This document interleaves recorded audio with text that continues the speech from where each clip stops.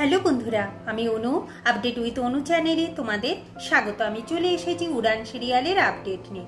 উড়ান সিরিয়ালে দেখা যাচ্ছে যে পূজারিনীকে তো এরপর মণ্ডপে নিয়ে আসতে হবে। পূজারিনীর সাজ দেখে তার মা বোন মুগ্ধ হয়ে যায়।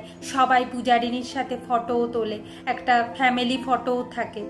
এরপর পূজারিনীকে মণ্ডপে যাওয়ার আগে জানতে পারে যে সোমনাথ এখন বাথরুমে গেছে, একটু লেট হবে, তাই দেরি করে মেয়েকে নিয়ে গেলেও চলবে। সোমনাথ তো বিয়ের মণ্ডপে যাওয়ার আগে বলে আমায় বাথরুম করে আসতে হবে, না হলে কিন্তু আমি মণ্ডপে বসতে পারবো না।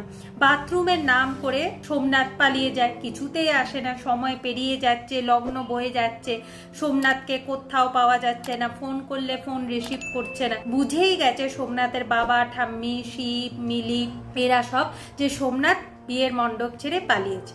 কারণ কিনা সোমনাথ শ্রুতিকে ট্রু লাভ করে, আর শ্রুতি তার সন্তানকে ক্যারি করছে, তাই তাকে ধোকা দিতে সে কোনোভাবেই পারবে না।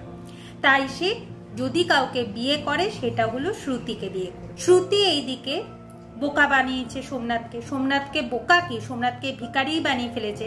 কারণ কিনা সোমনাথ আর শ্রুতির জয়েন্ট অ্যাকাউন্টেই তার বাবা এত টাকা পাঠিয়েছিল, সেই টাকাটা শ্রুতি নিজের অ্যাকাউন্টে করে নিয়েছে। তার মানে এতগুলো টাকা এখন শ্রুতির। সোমনাথ ভিখারি, শ্রুতি যেমন ভাবে নাচাবে সোমনাথ সেরকম ভাবে নাচবে।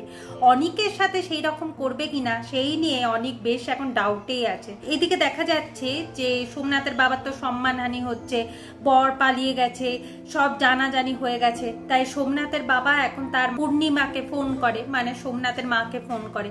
তবে পূর্ণিমা ভাবছিল যে আমার ছেলেটাকে চাপে পড়ে এরকম একটা বস্তির মেয়েকে বিয়ে করতে হচ্ছে, কিন্তু হঠাৎ করে তখন ফোন আসে আর জানতে পারে যে সোমনাথ বিয়ের মণ্ডপ থেকে পালিয়ে। পূর্ণিমা এখন পুরো দোষটা সোমনাথের বাবার ঘাড়ে চাপাতে চায়।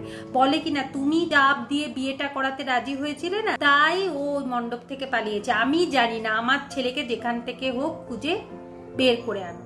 এখন সোমনাথের বাবা বলে তুমি তোমার ছেলেকে ফোন করে জানতে চাও কোথায় আছে, তাড়াতাড়ি মণ্ডপে আসতে বল, না হলে আমার থেকে কিন্তু খারাপ কেউ হবে না, আর আমার সামনে যদি পড়ে আমি খুন অবধি করে দিতে পারো, তুমি কিন্তু সেটা খেয়াল রেখো। এই বলে ফোনটা কেটে দেয়। এখন কি করবে? এখন এই সব সিচুয়েশন থেকে বাঁচাবার জন্য একজনই আছে, সেটা হলো মহারাজ। মহারাজকে তো ফোন করছেই, পুলিশ তো মহারাজকে ফোন রিসিভ করতে দেয় না। তারপর অনেকবার ফোন আসার পর পুলিশ মহারাজকে ফোনটা দেয়, আর ফোনে মহারাজ জানতে পারে যে সোমনাথ টাকা নিয়ে গায়েব হয়ে গেছে। মহারাজ বেশ আনন্দই পায় যে যাই হোক পূজারিনীর জীবনটা তো বাঁচবে। তবে পুলিশ দেখা যাচ্ছে মহারাজকে অনেক হেল্প করছে। বিয়ের মণ্ডপ অব্দি পুলিশই তাকে নিয়ে আসে আর বলে অনেক ক্রিমিনাল দেখেছে, তবে মহারাজের মতো ক্রিমিনাল দেখেনি। আর মহারাজের মতো কেউ সত্যি কথা বলে না, আর কেউ নিজের দোষটা স্বীকার করে না। এই জন্য পুলিশের মহারাজকে এত ভালো লাগে। আগামী পর্বে দেখা যাচ্ছে এখন পূজারিনীর মা বলছে তাহলে আমার মেয়েটা শেষ অব্দি লগ্নভ্রষ্টাই হয়ে গেল। ঠিক সেই সময় টুৎকর নস্কর এসে বলে না না, আমি তো তোমার মেয়েকে বিয়ে করব। কিন্তু পূজারিনীর মা তো পূজার সাথে কোনোভাবেই নস্করের বিয়ে দিতে চায় না। নস্কর বলে আমি পূজাকে ট্রু লাভ করি, আমি তো বিয়ে করবই। আর বিয়ে দিচ্ছে না বলে খুব ঝামেলা করছে। মহারাজের বাবা বাধা দিলে মহারাজের বাবার সাথে মারামারি করছে, বেশ ভালোই মারামারি চলছে।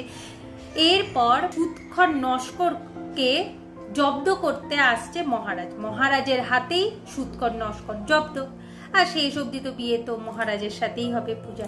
এইভাবে আজকের পর্বটা শেষ হয়ে যাচ্ছে। আশা করি আজকের পর্বটা তোমাদের ভালো লাগবে। ভিডিওটা দেখবার জন্য আর আপডেট উইথ অনু চ্যানেলের পাশে থাকবার জন্য অসংখ্য ধন্যবাদ।